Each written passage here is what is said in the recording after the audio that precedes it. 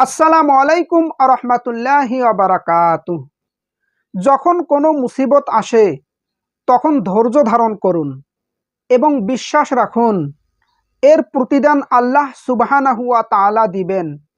ইন্নাল্লাহা মাআস সাবিরিন, নিশ্চয় আল্লাহ সুবহানাহু ওয়া তাআলা ধৈর্যশীলদের সাথে আছেন। সূরা আনফাল আয়াত 46। আমাদের জীবনের মূল উদ্দেশ্য হলো আল্লাহর ইবাদত করা। আল্লাহ সুবহানাহু ওয়া তাআলা বলেছেন, আমি জিন ও মানুষকে কেবল আমার ইবাদতের জন্যই সৃষ্টি করেছি। সূরা জারিয়াত। তাই প্রতিটি কাজকে ইবাদতে পরিণত করতে হবে।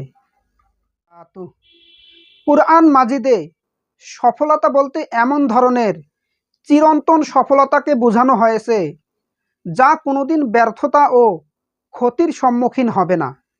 দুনিয়ার জীবনে বিভিন্ন কাজের যে ফলাফল দেখা যায় তাকেই যদি কোনো ব্যক্তি আসল ও চূড়ান্ত ফলাফল বলে মনে করে এবং তারই ভিত্তিতে সত্য মিথ্যা ও কল্যাণ অকল্যাণের সিদ্ধান্ত গ্রহণ করে, তাহলে সে মারাত্মক প্রতারণার শিকার হবে।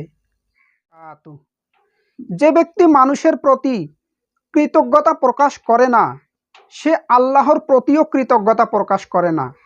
তাই অন্যের উপকার পেলে শুকরিয়া আদায় করুন।